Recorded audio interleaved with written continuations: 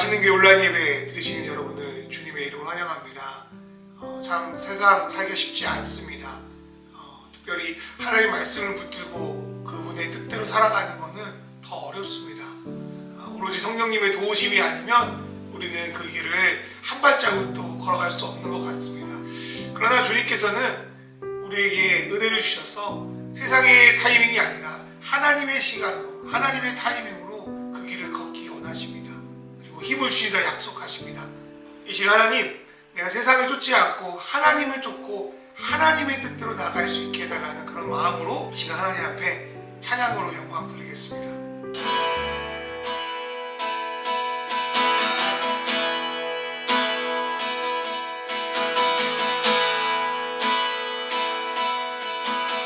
주님은 신실하고 항상 거기 계시네. 주 사랑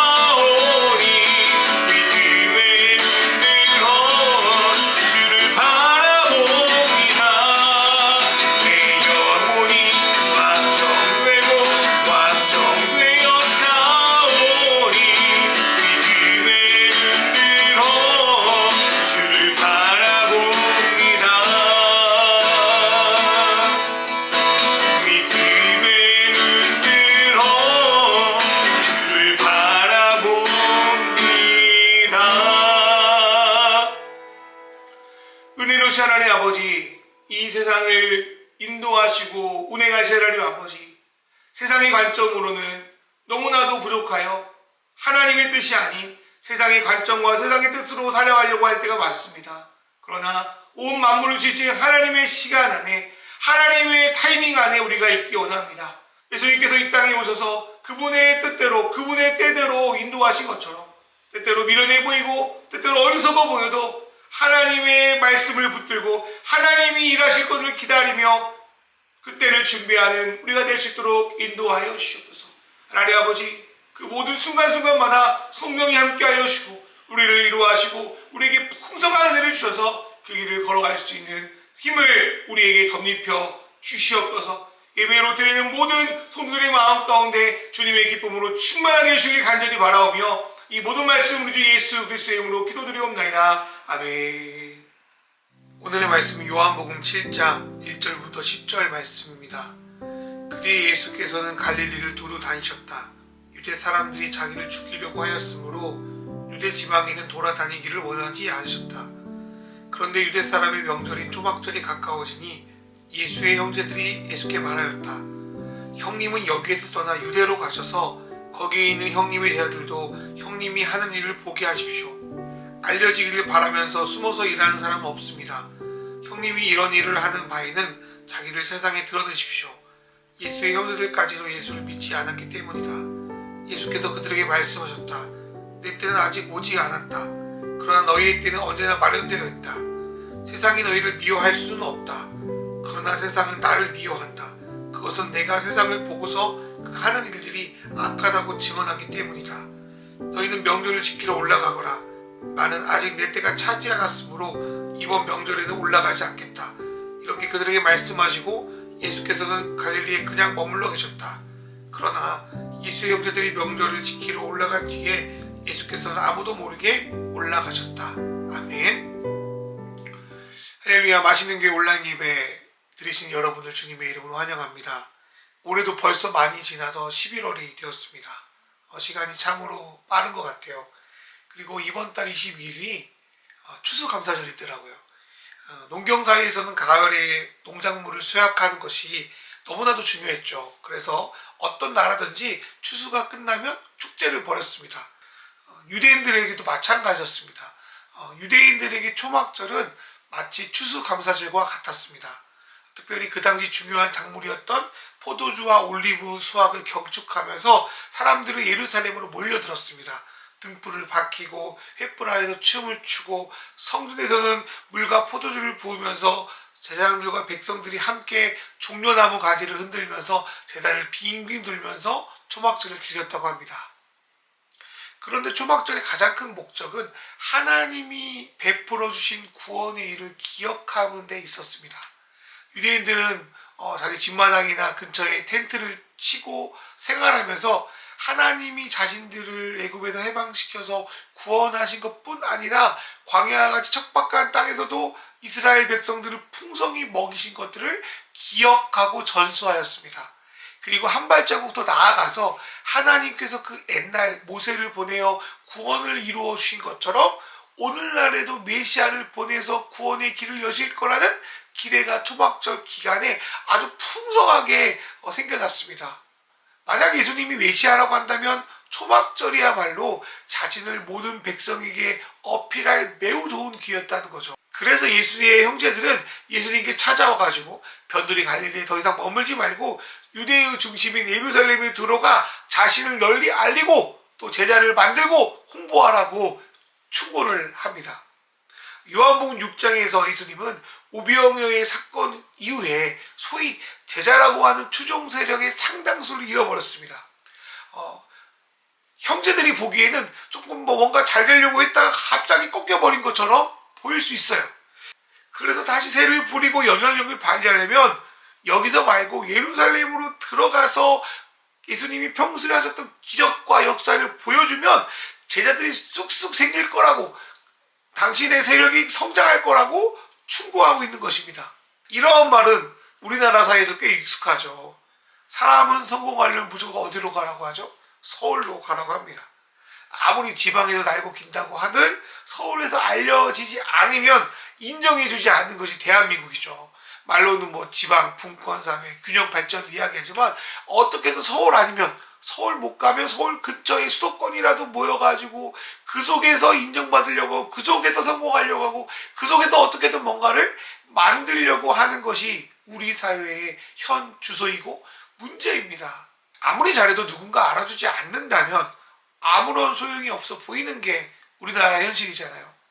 예수의 형제들도 마찬가지 생각을 가지고 있었던 것 같아요. 예수님이 어떤 말씀을 하시고 어떤 일을 하는지는 별로 관심이 없어요. 형이 아무리 갈릴리에서 이렇쿵 저렇쿵 이야기해봤자 나는 아무 관심 없어. 이번 기회에 예루살렘으로 가서 유명해져 봐. 그러면 내가 형 믿는 거 좀 생각해볼게. 뭐 그런 마음이 이들의 진짜 생각이었다는 거죠. 그러면서 이들 역시 예수님의 겉모습을 보고 있었지 진짜 예수님이 누구인지에 대한 관심도 없었고 그에 따라 예수를 진실로 믿지도 않았다는 거예요. 이런 형제들의 말에 대한 예수님의 답변은 무엇이었을까요? 아직 내 때가 이르지 않았다라는 말씀이었습니다. 이 말씀은 또 가나의 혼인잔치에서도 언급하는 말씀이기도 하죠. 여기서 말씀하시는 예수님의 때는 궁극적으로 십자가에서 죽으시는 때를 가리킵니다. 예수님이 드러내놓고 예루살렘에 입장할 때 바로 그때인 거죠. 그때가 되면 예수님은 자신의 이익과 욕망을 위해서 자신의 영광을 위해서가 아니라 모든 이의 죄를 대속하고 하나님 나라를 이루기 위해서 자신의 모든 것을 드러내게 될 것입니다. 그런데 예수님 형제를 향해서 그 이후에 이상한 말씀을 또 하세요. 그것은 너희의 때는 언제나 마련되어 있다라는 거예요. 이게 무슨 말씀이실지 한번 생각을 해보겠습니다. 우리는 형제들의 그 생각이 앞서 예수님을 따랐다가 떠났던 군중들이나 제자들의 생각과 별 다름이 없음을 깨닫게 됩니다.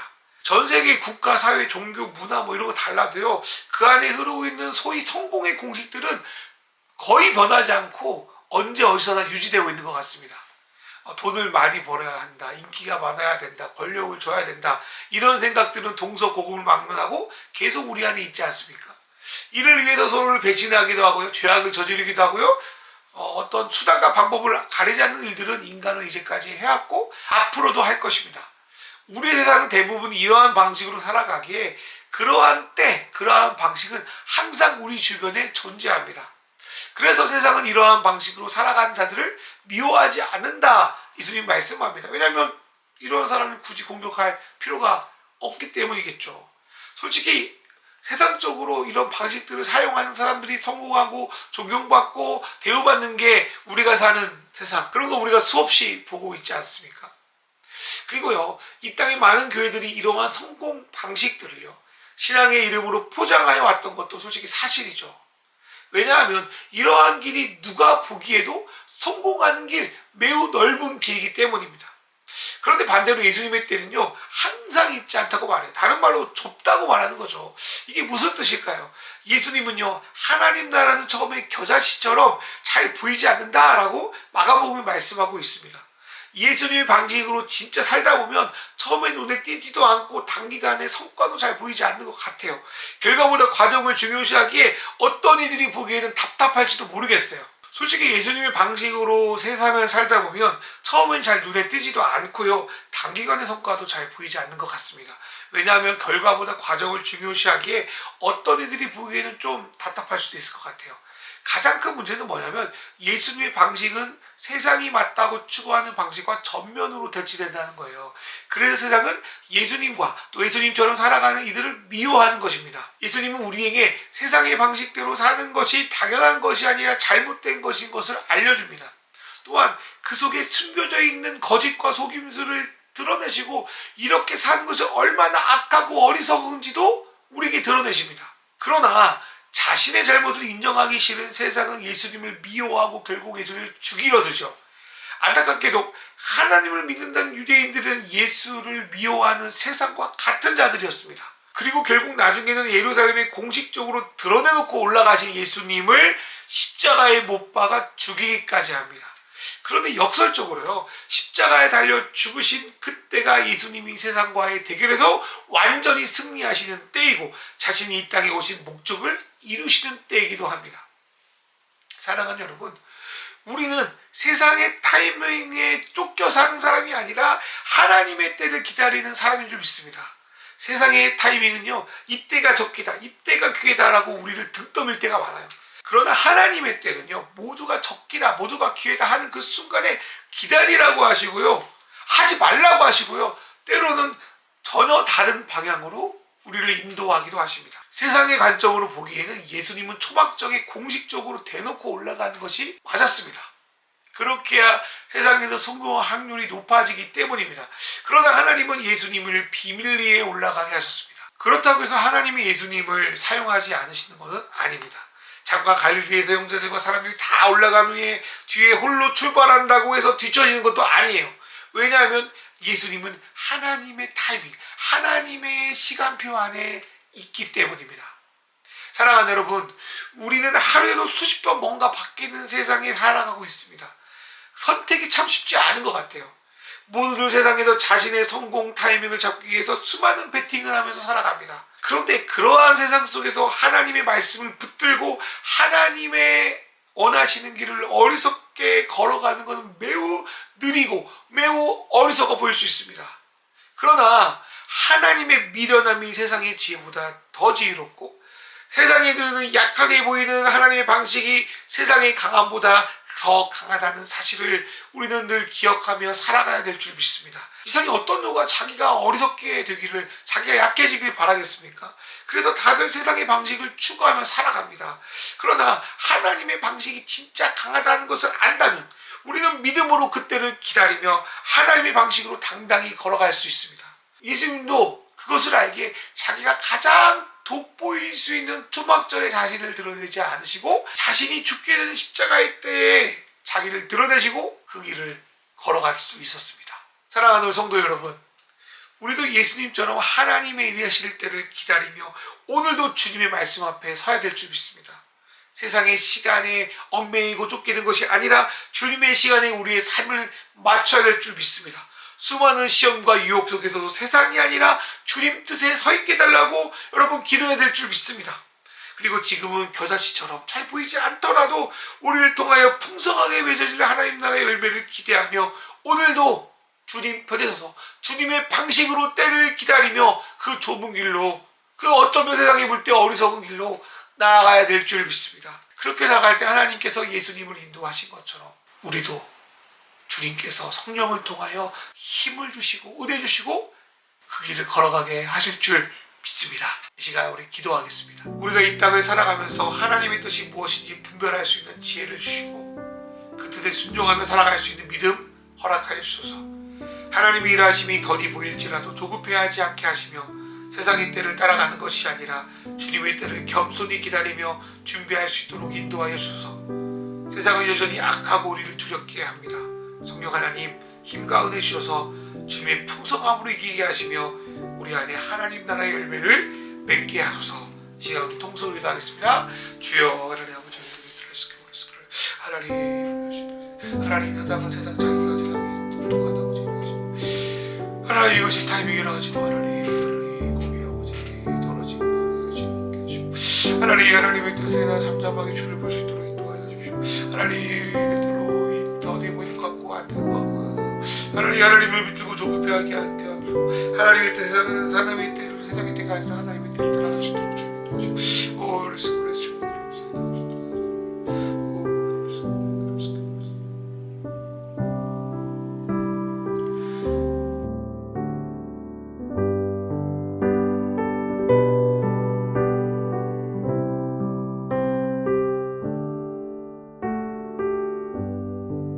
하나님 아버지, 세상은 우리에게 이게 맞다고 지금이 기회라고 등 떠밀 때가 있습니다. 그럴 때마다 우리는 참 불안하고 떨리고 하나님의 뜻을 묻는 것보다 세상의 방식으로 세상의 뜻대로 그 발걸음을 내릴 때가 있습니다. 하나님 아버지, 그런 우리의 연약함을 용서하여 주시고 그 속에서도 우리가 하나님의 때를 구하고 하나님의 시간을 깨달아 하나님의 뜻대로 행동할 수 있도록 인도하여 주시옵소서. 하나님, 이 급격히 변하는 세상 가운데 하나님의 말씀을 붙들고 살아가는 게 얼마나 어리석어 보이는지 알 수 없습니다. 그러나 세상의 지혜로움보다 하나님의 미련함이 더 지혜로우신 걸 우리가 붙들고 하나님 말씀 붙들고 때를 기다리며 나아갈 수 있도록 주님 축복하여 주십시오. 그래서 하나님 예수님께서 그 길을 걸어가신 것처럼 우리도 그 길을 걸어갈 수 있도록 주여 인도하여 주시옵소서. 하나님 아버지, 그러기 위해서는 주님의 은혜가 필요합니다. 성령님의 도우심이 필요합니다. 세상에 이룰 수 없는 하나님 나라의 놀라운 풍성한 열매가 필요합니다. 우리에게 더 입혀 주시옵소서. 하나님, 지금은 겨자씨 같아 보이고 지금은 보이지 않는 것 같아 보여도 우리를 통하여 일하실 하나님 나라를 기대하며 그때를 기다리며 나아가오니 주여 인도하여 주시옵소서.